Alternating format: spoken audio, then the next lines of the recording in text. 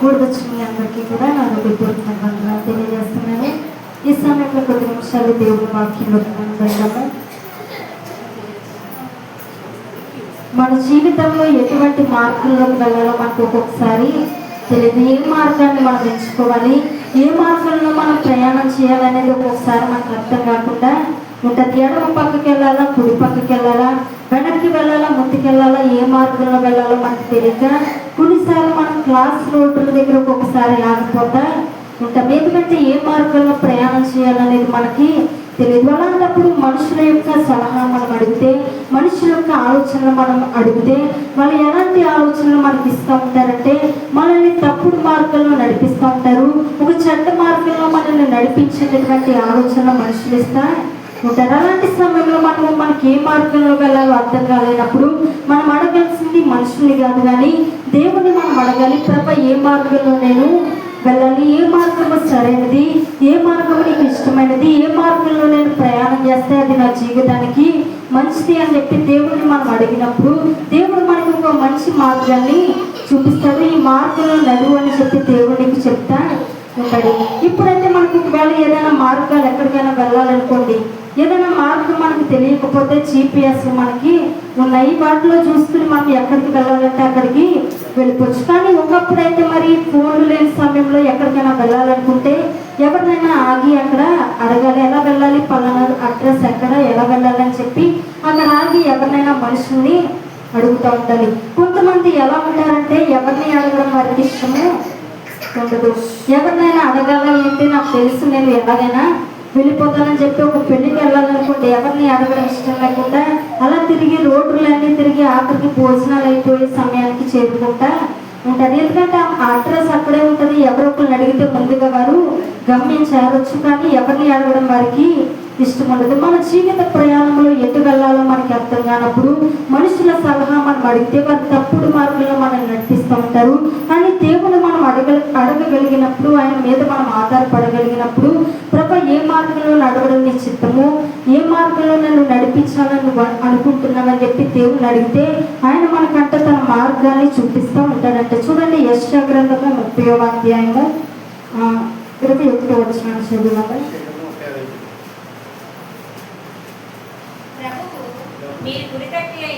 మీరు కుడి తట్టి అయినను ఎడమ తట్టు అయినను తిరిగినను ఇదే త్రోవ, దీనిలో నడువుడి అని నీ వెనుక నుండి ఒక శబ్దము నీ చెవులకు వినబడును. చాలండి, మన దేవుడు ఎవరు అంటే మాట్లాడేటటువంటి దేవుడు. ఆయన ఎలా మాట్లాడతాడు అంటే మనకి వినబడేటట్లుగా ఆయన మాట్లాడతాడంట.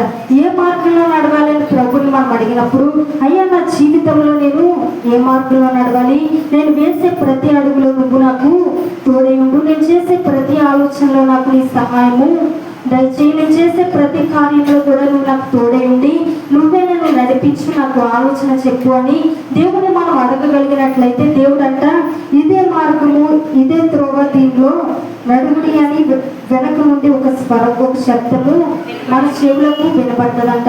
దేవుడు వినపడేటట్లు మాట్లాడతాడు. ఏ మార్గంలో నడవాలో అది మనకి దేవుడు తెలియచేసేటటువంటి దేవుడై ఉన్నాడు. ఈ ప్రపంచ పరిస్థితి ఎలా ఉంది, ప్రపంచంలో ఉన్నటువంటి మానవులు ఎలా ఉన్నారు అని మనం ఆలోచన చేస్తే యెషయా గ్రంథము 53వ అధ్యాయము 6వ వచనాన్ని చదివాము.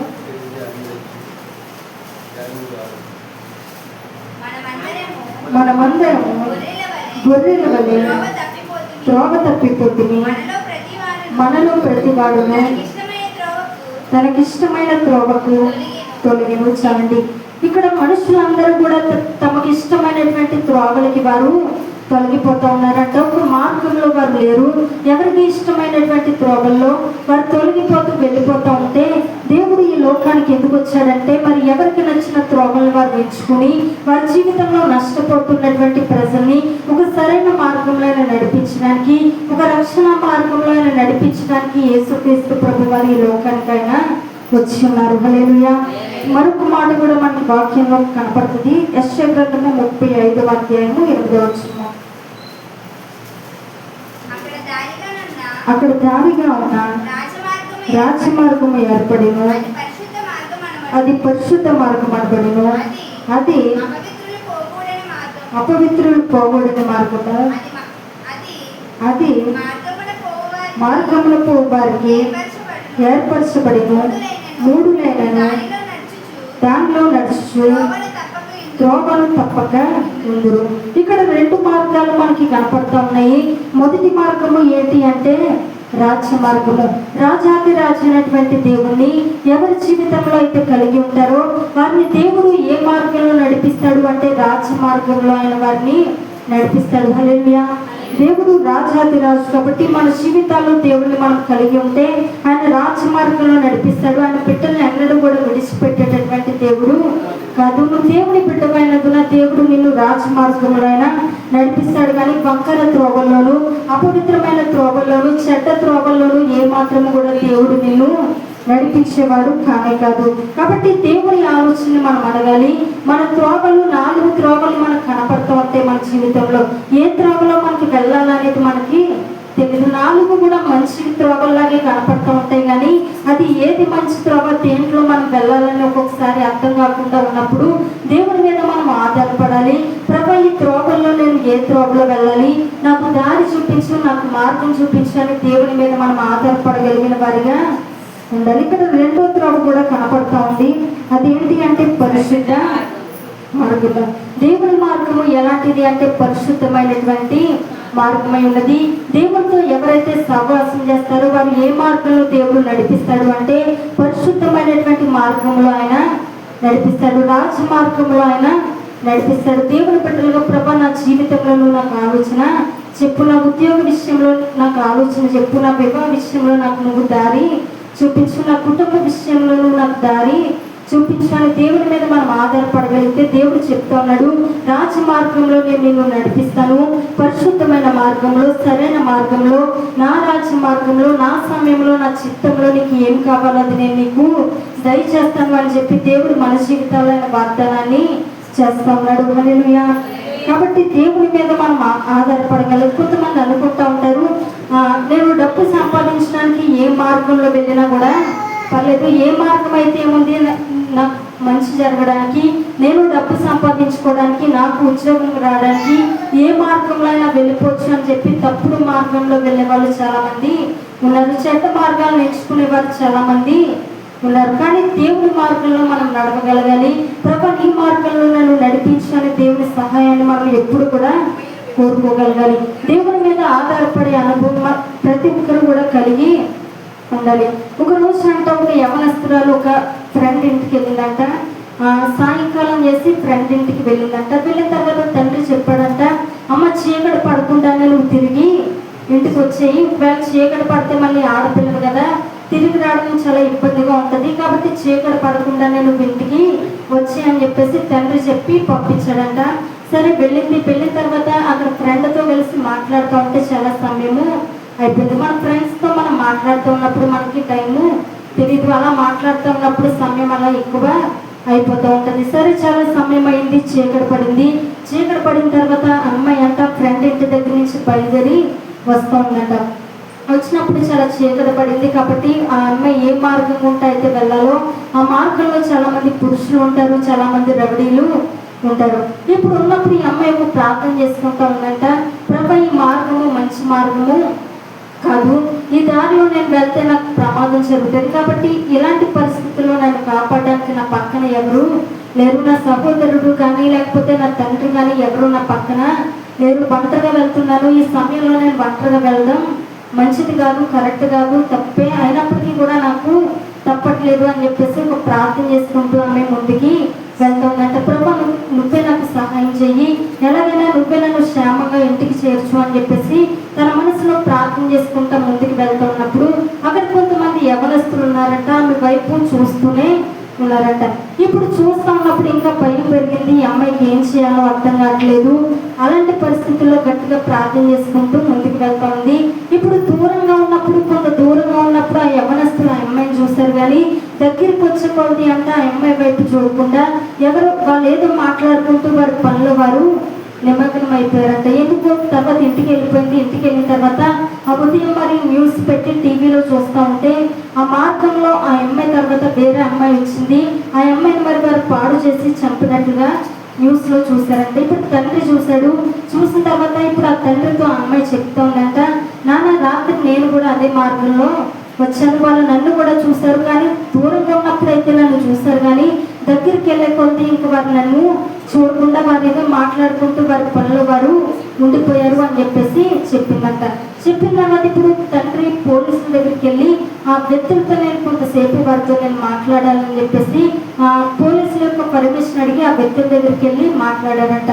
బాబు, నిన్న రాత్రి మీరు ఆ చెడ్డ కార్యం చేయడానికి ముందే మా అమ్మాయి కూడా అదే దారి వచ్చింది, ఎందుకు మీరు మా అమ్మాయికి ఏ అని కూడా తలపెట్టలేదు అని చెప్పేసి అడిగినప్పుడు వారు చెప్పారంట, మీ అమ్మాయి దగ్గరికి మాకు వచ్చే కొద్ది కూడా అటుపక్క ఇటుపక్క ఇద్దరు మరి దేవదూతలు మాకు కనపడతా ఉన్నారు, కాబట్టి మీ అమ్మాయిని మేము చూడడానికి మాకు ఇంకా ధైర్యము సరిపోలేదు, భయం వేస్తుంది అని చెప్పేసి వారు చెప్పారంట. అప్పుడు అర్థమైంది, దేవుడు తన దేవదూతల్ని పంపించిన ఆ అమ్మాయిని దేవుడు కాపాడాడు, ఒక కాపుదల దేవుడు ఇచ్చాడు అని చెప్పేసి ఆ తండ్రికి అర్థమైందంట. చిన్న విషయమే కానీ ఆ అమ్మాయి దేవుడి మీద ఆధారపడింది. నిజానికి ప్రార్థన చేసుకోకపోయి ఉంటే, దేవుడి సహాయాన్ని ఆ అమ్మాయి వేడుకోకపోయి ఉంటే నిజానికి ఆ అమ్మాయి జీవితము నాశనం అయిపోయి ఉండేది. కానీ ఆ దేవుడి సహాయాన్ని కోరింది కాబట్టి, దేవుడి మీద ఆధారపడగలిగింది కాబట్టి దేవుడు ఆమెకి మేలు చేసినట్టుగా మనము చూడగలుగుతున్నాం. హల్లెలూయా.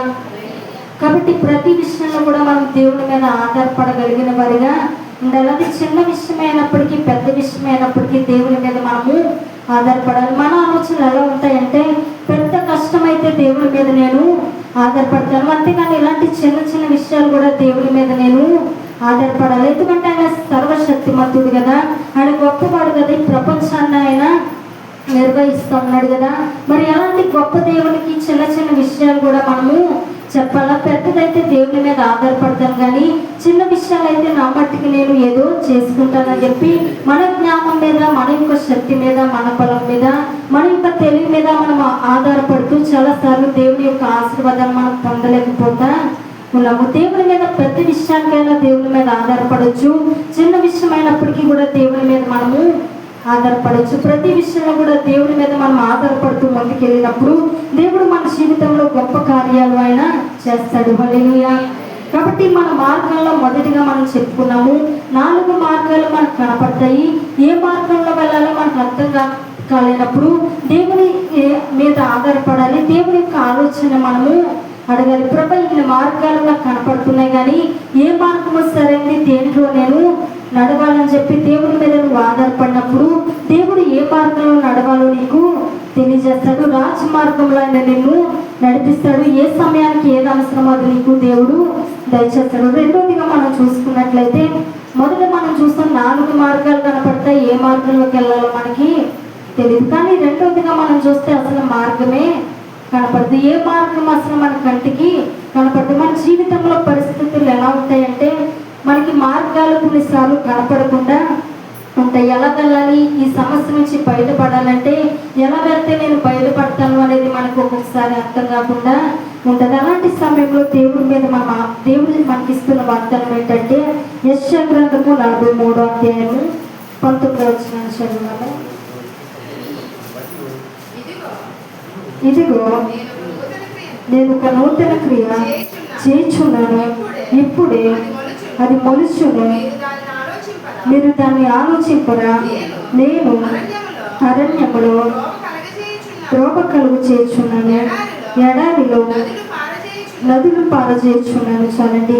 దేవుడు అంటున్నాడు, ఇదిగో నేను ఒక నూతన క్రియ చేయబోతున్నాను. నూతన కార్యాలు అంటే మన అందరికీ కూడా ఇష్టం. కొత్త బట్టలు అంటే అందరికీ ఇష్టము, కొత్త ఇల్లు అంటే అందరికీ ఇష్టము, కొత్త కారు అంటే అందరికీ ఇష్టము, కొత్త ధనం అంటే అందరికీ కూడా ఇష్టం. దేవుడు చెప్తున్న మాట ఏంటంటే, ఇదిగో నేను ఒక నూతన క్రియ చేయుచున్నానని దేవుడు చెప్తా ఉన్నాడు.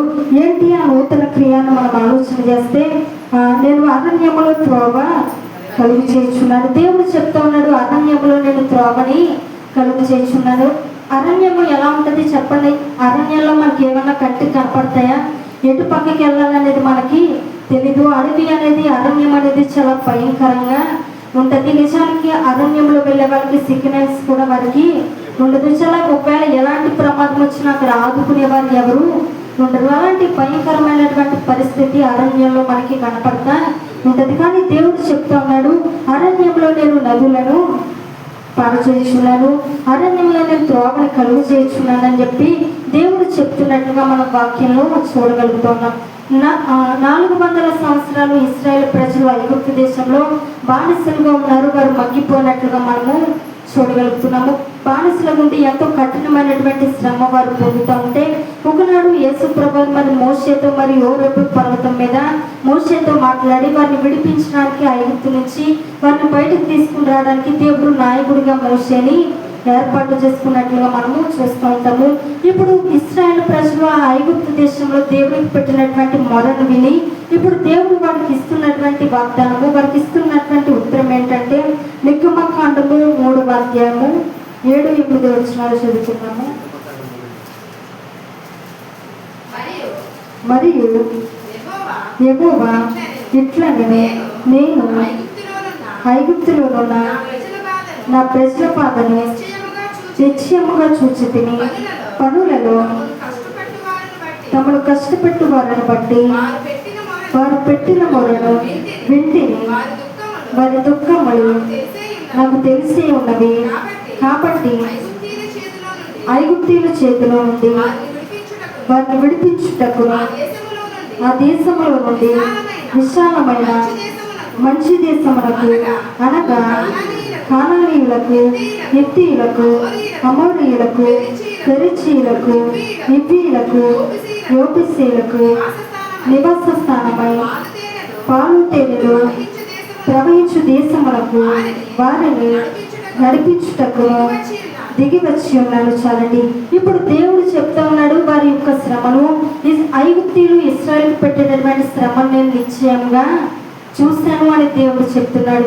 చూశాను అని చెప్తే సరిపోతుంది కానీ నిశ్చయంగా నేను చూశాను అని దేవుడు చెప్తా ఉన్నాడు. ఒకసారి ఇంట్లో పిల్లలు ఏదైనా తప్పు చేసినప్పుడు తెల్ల అంటూ ఉంటుంది, నేను చూశాను అని చెప్పేసి అంటూ ఉంటుంది. అప్పుడు పిల్లలు అంటారు అమ్మ లేదు అని చెప్పేసి చెప్తా ఉంటారు. అప్పుడు తెల్ల అంటది లేదు ఖచ్చితంగా నేను చూశాను, నువ్వు ఆ పని చేసావు ఖచ్చితంగా నేను చూశాను అని చెప్పేసి తల్లి చెప్తా ఉంటుంది. ఈ రోజుల్లో మరి సీసీ కెమెరాలు ఉన్నాయి కాబట్టి ప్రతిదీ కూడా ఈజీగా పట్టడానికి పోలీసులకు అవకాశం అనేది ఉంది. నేరాలు ఘోరాలు అన్నీ కూడా పట్టబయలు చేయడానికి అన్నీ కూడా మరి పోలీసులు ఈజీగా సాధించడానికి వారికి సీసీ కెమెరాలు చాలా బాగా ఉపయోగపడతా ఉన్నాయి. ఎందుకంటే మనిషి కళ్ళు చూసినా చూడకపోయినా పర్లేదు కానీ సీసీ ఫుటేజ్ మాత్రం అంతా చూస్తూ ఉంది, అంతా కూడా రికవర్ చేస్తూ ఉంది. ఇప్పుడు ఎవరు కూడా ఇది తప్పు చేసిన తర్వాత ఇది మేము చేయలేదు అని చెప్పడానికి అవకాశం ఎవరికి కూడా లేదు. కాబట్టి దేవుడు కూడా అలానే ప్రతిదీ ఆయన చూస్తూ ఉన్నాడు.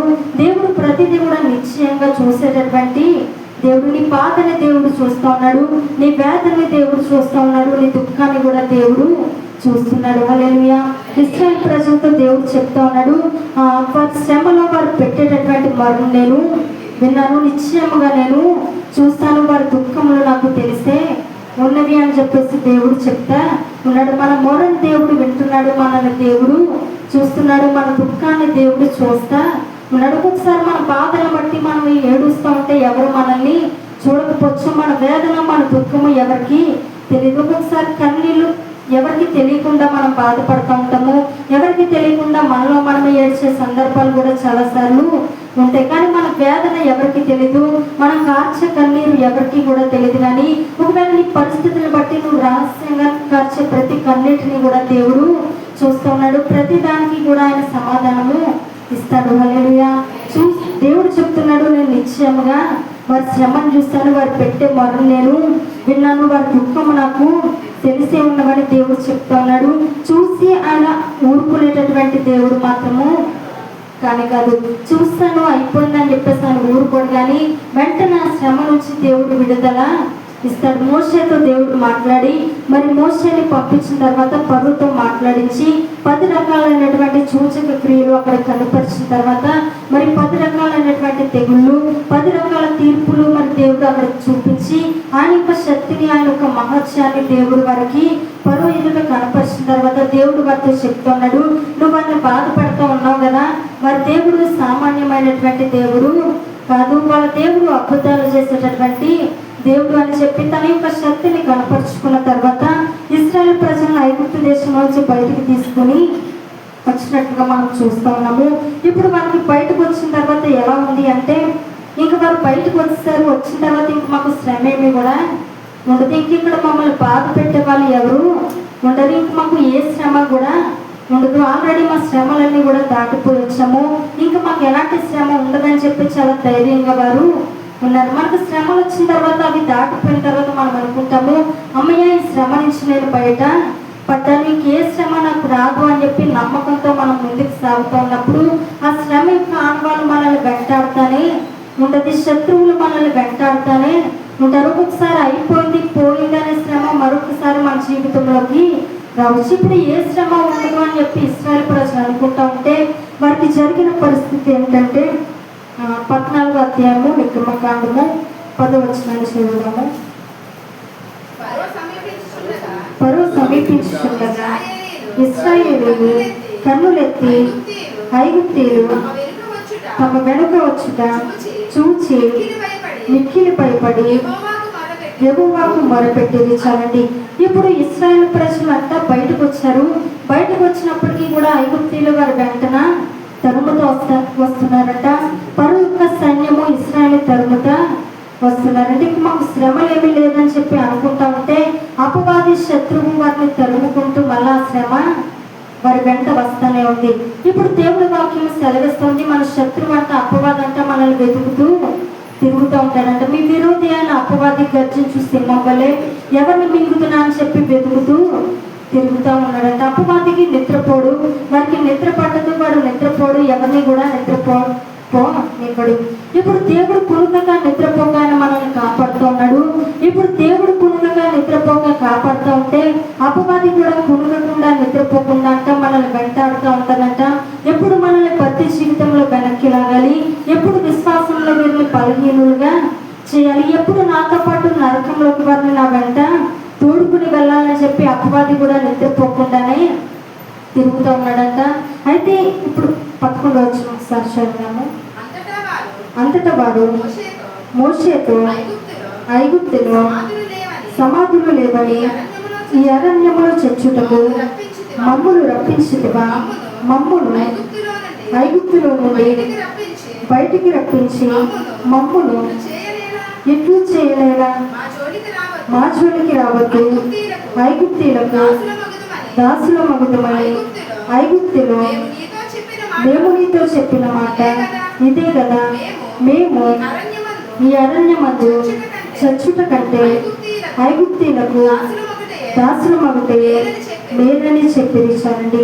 ఇప్పుడు బయటకు వచ్చిన తర్వాత ఇశ్రాయేలు ప్రజలకి ఎదురైన సమస్య ఏంటంటే మరి ఎదురుగా ఏమో ఎర్ర సముద్రం వారికి ఎదురైంది, కుడి పక్కన ఎడమ పక్కన ఏమో అరణ్యము వారికి ఎదురైంది, వెనకాలేమో శత్రువు సైన్యము తరుముకుంటా వస్తుంది. 4 మార్గాలు కూడా ముయ్యపడ్డాయి.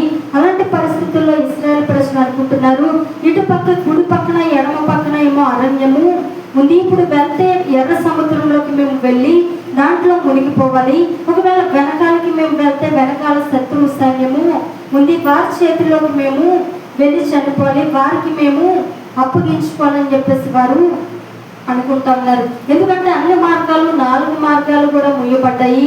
ఏ మార్గంలోకి వెళ్ళాలో కూడా వారికి అర్థం కావట్లేదు. అసలు వారు వెళ్ళడానికి త్రోవే వారికి కనపడట్లేదు. అలాంటి పరిస్థితుల్లో వారి నోట్లోంచి వచ్చేటటువంటి మాట ఏంటంటే మళ్ళీ మేము తిరిగి వెళ్ళి ఐగుప్తునికి మేము దాసులు మగుటయ్యే మేలు అని చెప్పేసి వారు అనుకుంటూ ఉన్నారు. కొంతమంది రక్షణ పొందిన తర్వాత దేవుళ్ళలోకి వచ్చిన తర్వాత మరి యేసు ప్రభు రక్తంలో వారి యొక్క పాపాలు కడిగి సొంత రక్షకుడిగా అంగీకరించిన తర్వాత రక్షణ పొంది దేవుళ్ళు సాగుతూ ఉన్నప్పుడు ఏదైనా శ్రమ వచ్చినప్పుడు అనుకుంటూ ఉంటారు, ఇంకా లోకంలో ఉన్నప్పుడే మాకు ఎలాంటి శ్రమలు కూడా రావట్లేదు, దేవుళ్ళకి వచ్చిన తర్వాత ఏం మంచి మాకు జరిగింది, లోకంలో ఉన్నప్పుడే బాగుంది, లోకంలో ఉన్నప్పుడే ఎలాంటి శ్రమలు మాకు రావట్లేదు, కాబట్టి లోకంలోకి వెళ్ళిపోవడమే మంచిదని చెప్పి వెళ్ళిపోయే వాళ్ళు, విశ్వాసంలోంచి జారిపోయే వాళ్ళు కూడా చాలా మంది ఉన్నారు. దేవుళ్ళలోకి రాకముందు నీకు శ్రమలు రాలేదా, దేవుళ్ళలోకి వచ్చినప్పుడే నీకు శ్రమలు వస్తూ ఉన్నాయా, దేవుళ్ళలోకి రాకముందు నువ్వు ఎంత నష్టపోయావో, ఎన్ని శ్రమలు గుండా వెళ్ళావో నీకు జ్ఞాపకం లేదా, మర్చిపోయావా?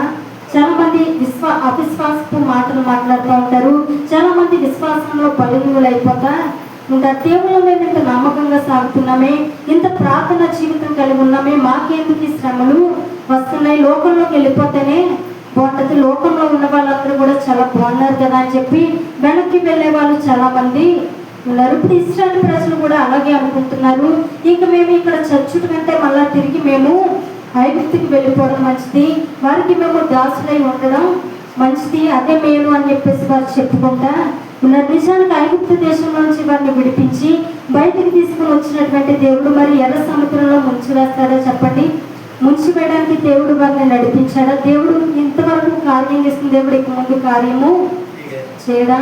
అయినప్పటికీ వాళ్ళు ఉన్నటువంటి కొంతమంది మాట్లాడుతున్నారు, మేము తిరిగి మళ్ళా ఐగుప్తు దేశానికి వెళ్ళడమే మంచిది, వారికి మేము దాసులై ఉండటే మంచిది. అందరూ చెప్పేటటువంటి మాట ఇది కాదు, కానీ వారిలో కొంతమంది చెప్తా ఉన్నారు, కొంతమంది పలుకుతున్నటువంటి మాటలు, కొంతమందిలోకి వచ్చినటువంటి ఆలోచన ఏంటంటే మళ్ళా తిరిగి వెనక్కి వెళ్ళడమే మేలు.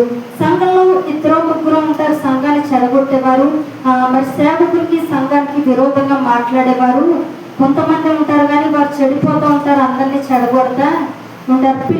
పులిసిన ముద్ద కొంచెమైనప్పటికీ కూడా మొత్తం అంతటిని కూడా పులి చేయడం అన్నట్లుగా వారు 2-3 ఉంటారు, వారే పాడు చేస్తారు, కానీ వారి వల్ల మొత్తం అందరూ కూడా చెడిపోతా ఉంటారు. వీళ్ళు అందరిలో ఈ ఆలోచన రాలేదు, ఏదో కొంతమందిలో మాత్రమే కలిగినటువంటి ఆలోచన వారు చెప్తా ఉన్నారు. ఇప్పుడు ఈ మాటలు అందరినీ కూడా ప్రభావితము చేసిన తర్వాత మేము వెళ్ళి మళ్ళీ వారికి దాసులై కూడా మేలని చెప్పేసి వారు చెప్పుకుంటూ ఉన్నప్పుడు వారికి మార్గం తెలియలేదు, ఏ మార్గంలో వారు వెళ్ళాలో తెలియలేదు. అలాంటి సమయంలో దేవుడు చేసిన అద్భుతం ఏంటి అంటే ఎర్ర సముద్రాన్ని దేవుడు పాయలుగా చేశాడు. ఆ నీరంతా కూడా ఆరిపోయినట్లుగా, నేలంతా కూడా పొడిగా ఆరిపోయినట్లుగా మనము చూడగలుగుతాం. ఇప్పుడు సముద్రం పాయలైన అయినట్లుగా చరిత్రలో ఎక్కడైనా ఉందా చెప్పండి?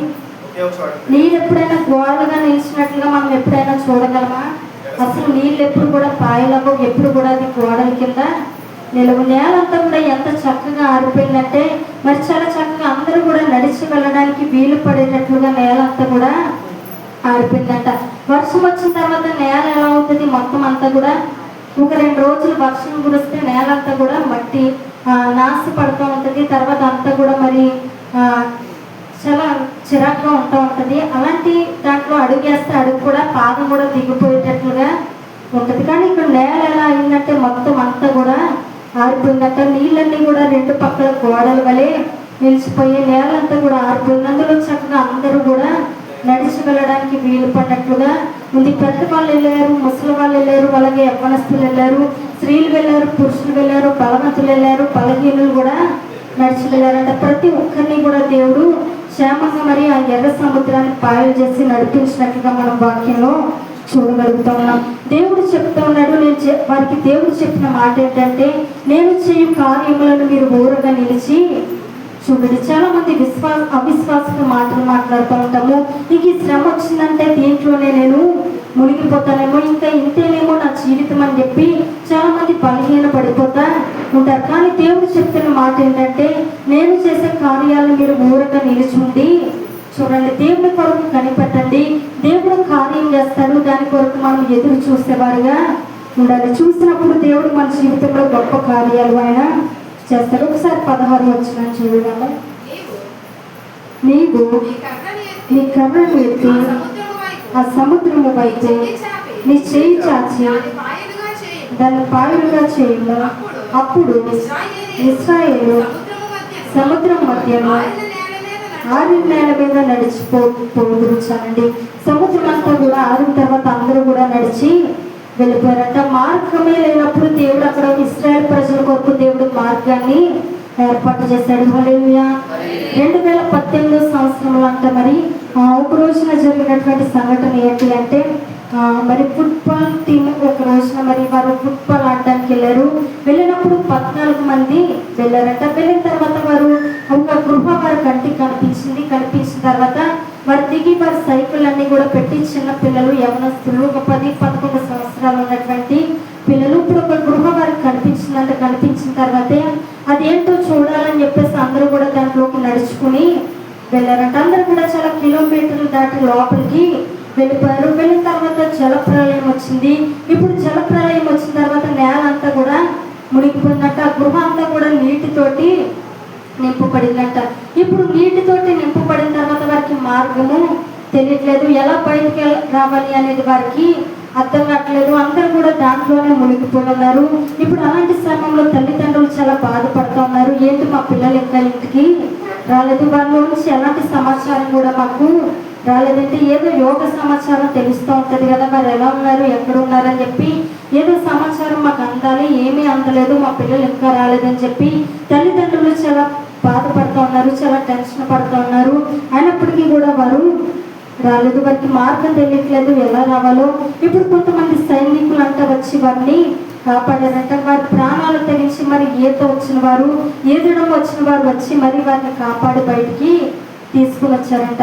మార్గం తెలియని సమయంలో దేవుడు వారికి మార్గాన్ని చూపించినట్టుగా మనము చూడగలుగుతాం. ఇశ్రాయేలు ప్రజలకు కూడా మార్గం వారికి తెలియలేదు, నాలుగు పక్కల కూడా ముయ్యబడి ఉంది.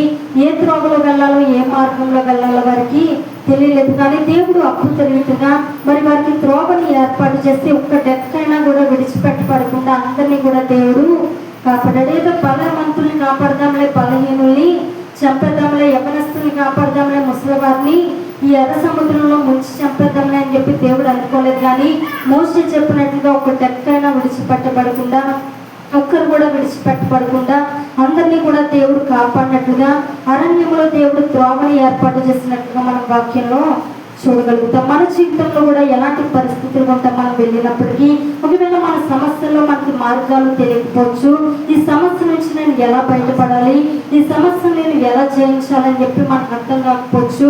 అయినప్పటికీ కూడా దేవుడు ఇస్తున్న వాగ్దానం ఏంటి అంటే, అరణ్యంలో నేను త్రోవని కలుగు చేస్తాను అని చెప్పి దేవుడు వాగ్దానాన్ని చేస్తూ ఉన్నాడు. కాబట్టి ఈ వాగ్దానాన్ని మన అందరి జీవితంలో కూడా ఆయన నెరవేరుస్తాడు. మొట్టమొదటిగా మనం చూస్తాము, 4 త్రోవలు మనకి కనపడతాయి. ఏ త్రోవలో వెళ్ళాలో మనకి తెలియలేనప్పుడు దేవుని మీద మనము ఆధారపడాలి. దేవుని ఆలోచనని, దేవుని సలహాని మనము అడిగితే ఏ మార్గంలో నడవాలో అది మనకి దేవుడు తెలియజేస్తాడు. రెండోదిగా మనం చూస్తాం, అసలు మార్గమే తెలియలేనప్పుడు దేవుడు అరణ్యంలో త్రోవని కలుగు చేశాడు. ఆ ఎర్ర సముద్రంలో దేవుడు మార్గాన్ని ఏర్పాటు చేశాడు. మూడోదిగా మరొక మాటను మనం చూస్తున్నాము, యోహాను సువార్త 14వ అధ్యాయము 6వ వచనం చదువుతున్నాము. యేసు నేనే మార్గమును సత్యమును జీవమును, నా ద్వారానే తప్ప ఎవడును తండ్రి యొద్దకు రాడు. చాలండి, ఇక్కడ దేవుడు చెప్తా ఉన్నాడు నేనే మార్గము అనే మాట చెప్తా ఉన్నాడు. ఇంతకీ దేనికి యేసుప్రభు మార్గము చెప్పండి? దేనికి యేసుప్రభు దారి? హైదరాబాద్ వెళ్ళడానికి యేసుక్రీస్తు ప్రభు దారా, లేకపోతే దిగులు రావడానికి యేసుక్రీస్తు ప్రభు వారి దారా? దేనికి యేసుక్రీస్తు ప్రభు వారి దారి అంటే, పరలోకానికి వెళ్ళడానికి, నిత్య జీవానికి వెళ్ళడానికి ఆయన మనకి ఒక దారిగా ఉన్నారు. ఆయన ద్వారా తప్ప ఎవడు కూడా ఆ మార్గంలోకి రాని దేవుని వాక్యము తెలియజేస్తుంది. కాబట్టి దావీదు భక్తుడు తన చివరి దశలో ఒక మాట చెప్తున్నాడు. ఏంటంటే, మొదటి రాజుల గ్రంథము 2వ అధ్యాయము 1వ వచనం చదువుకున్నాము.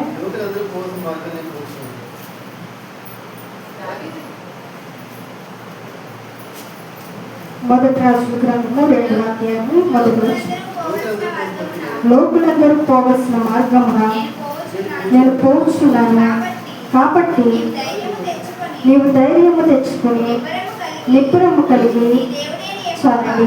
ఇక్కడ దావీదు భక్తుడు మరి తన చివరి దశలో తన కుమారుడైనటువంటి సొలొమోనుతో చెప్తున్నటువంటి మాట ఏంటంటే, లోకులందరూ పోవలసిన మార్గంలో నేను పోతా ఉన్నాను అని చెప్పేసి చెప్తా ఉన్నాడు.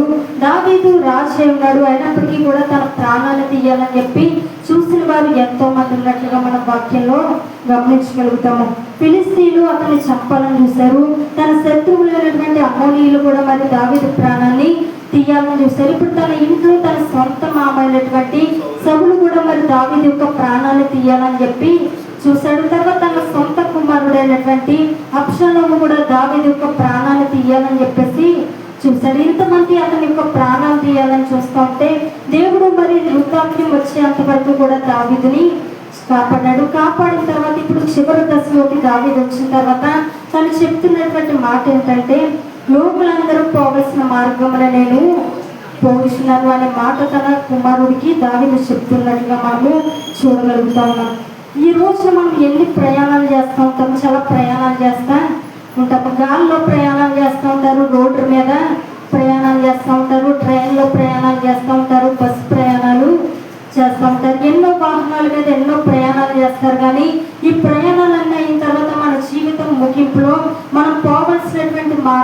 ఒకటి ఏర్పడి ఉంది. లోకులందరూ పోవాల్సిన మార్గంలో మనం కూడా పోవాలి. మరణం అందరికీ వస్తుంది. చదువుకున్న వారని లేదు, చదువు లేని వారని లేదు, గొప్పవారని లేదు, పేదవారని లేదు, అందరికీ కూడా మరణం వస్తుంది.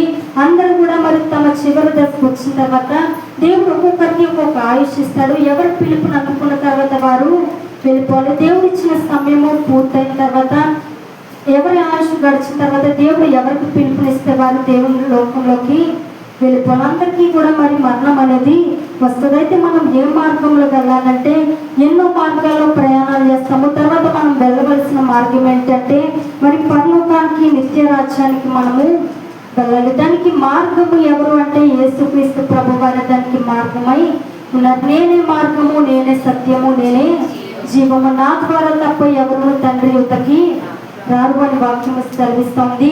దేవుడే నిత్య జీవానికి మార్గంగా ఆయన ఉన్నాడు. ఎవరైతే యేసు ప్రభువుని అంగీకరిస్తారో, ఎవరైతే ఆయన రక్తంలో మరి పాపాలు కడుక్కుంటారో, ఎవరైతే దేవుని దగ్గర ఒప్పుకుంటారో, ఎవరైతే పశ్చాత్తాపడి సొంత రక్షకుడిగా అంగీకరించుకుంటారో వారికి మార్గము ఎవరు అంటే దేవుడే వారికి మార్గంగా ఉన్నట్టుగా మనము వాక్యంలో చూడగలుగుతూ ఉంటాము. కాబట్టి దేవుని వాక్యము సెలవిస్తూ ఉంది, మన పాపములను మనము ఒప్పుకునే ఎడల నమ్మదగిన వాడును నీతిమంతులు కనుక ఆయన సమస్త దుర్నీతి నుండి మనల్ని పవిత్రులుగా చేయను అని వాక్యము సెలవిస్తుంది. మనం ఏం చేయాలంటే ఆ నిత్య రాజ్యంలోకి మనం వెళ్ళాలంటే మన పాపాలను మనము మొదట ఏం చేయాలంటే మనము గ్రహించాలి. ఒక గ్రహింపు కలిగి మనము ఉండాలి. చాలా మంది ఎలా ఉంటారంటే ఈ దిగులు ప్రాంతంలో నా అంత మంచి వాళ్ళు ఎవరు లేరు. మీ అందరూ మంచి వాళ్ళే కాదని అనట్లేదు, ఉదాహరణకు చెప్తున్నానంటే దిగులు ప్రాంతంలో నా అంత చెడ్డోళ్ళు ఎవరు, నా అంత మంచి వాళ్ళు ఎవరు ఉండరు. నేనే చాలా మంచివాడిని, నేను చాలా భక్తిపరురాలని, నా అంత ప్రార్థన చేసే వాళ్ళు ఎవరు ఉండరు అన్నట్లుగా చాలా మంది ఫీల్ అవుతా ఉంటారు. వారిలో ఉన్నటువంటి తప్పులు వారికి అర్థం కాదు, వారిలో ఉన్నటువంటి పొరపాట్లను వారు గ్రహించరు. మొదట మనం ఏం చేయాలంటే మనలో ఉన్న తప్పుల్ని మనము గ్రహించాలి. గ్రహిస్తే సరిపోదు, దేవుని దగ్గరికి రావాలి. ఇప్పుడు ఒంట్లో రోగం ఉందని తెలిసిందనుకోండి, తెలుసుకున్నామో తెలిసిన తర్వాత రోగం ఉందని చెప్పి ఇంట్లో కూర్చుంటే పని అవుతుందా? తెలిసిన తర్వాత గ్రహింపు మనకు వచ్చింది, వచ్చిన తర్వాత డాక్టర్ గారి దగ్గరికి మనము వెళ్ళాలి. ఇప్పుడు మనం తప్పులు మనకు తెలిసే, మన పాపం మనకి తెలిసింది, తెలిసిన తర్వాత మనం ఊరుకుంటే పని అవుతుంది. కానీ దేవుని దగ్గరికి మనము రావాలి. వచ్చిన తర్వాత దేవుని దగ్గర మనము ఒప్పుకునేవారుగా ఉండాలి. ప్రభు నీ సన్నిధిలో నా పాపాలు నేను ఒప్పుకుంటున్నాను, నన్ను కడుగు అని చెప్పి, నీ రక్తంలో నా పాపాలు కడుగు అని చెప్పి మనం ఒప్పుకోగలిగిన వారిగా ఉండాలి. ఇప్పుడు డాక్టర్ గారి దగ్గరికి వెళ్తామండి. వెళ్ళిన తర్వాత మరి మనం ఎందుకు డాక్టర్ గారి దగ్గరికి వెళ్ళాము, ఏ రోగంతో వెళ్ళాము, ఏ సమస్యతో మనం వెళ్ళామనేది డాక్టర్ గారికి మనము చెప్పాలి. అంతేగాని చెప్పకుండా ఎందుకు వచ్చామని చెప్పి డాక్టర్ గారు అడిగారు అనుకోండి, డాక్టర్ గారు ఏమీ లేదు, మామూలుగానే ఉన్నాను, అంత బాగా ఉంది, మిమ్మల్ని ఒకసారి చూసి వెళ్ళడానికి వచ్చాను అని చెప్పేసి అన్నాం అనుకోండి, డాక్టర్ గారు ఏమంటారు, మనకు వైద్యం చేయాలంటే అసలు మనం ఎందుకు వెళ్ళామనేది మనము చెప్పాలి. బాగానే వెళ్ళామని చెప్తే మరి ఎందుకు వచ్చామో అయితే వెళ్ళని చెప్పి డాక్టర్ గారు అంటారు. వెళ్ళిన తర్వాత వెళ్తే సరిపోదు, ఏంటి సమస్య అనేది మనం నోరు తెరిచి చెప్పాలి. దేవుని సన్నిధికి మనం వచ్చిన తర్వాత గ్రహించుకుంటే సరిపోదు, దేవుని సన్నిధిలో మనం ఒప్పుకోవాలి. ప్రభా నేను ఒప్పుకుంటున్నాను, నీ రక్తంలో కడిగి నన్ను పరిశుద్ధపరచు అని చెప్పి దేవుని సన్నిధిలో మన పాపాలు ఒప్పుకుని యేసుక్రీస్తు ప్రభువుని మన సొంత రక్షకుడిగా మనం అంగీకరిస్తే అప్పుడు మన పాపాల నుంచి విడుదల మనకి కలుగుతుంది. దేవుడు అంట ప్రతి ఒక్కరిని కూడా అంగీకరించేటటువంటి దేవుడు అంట.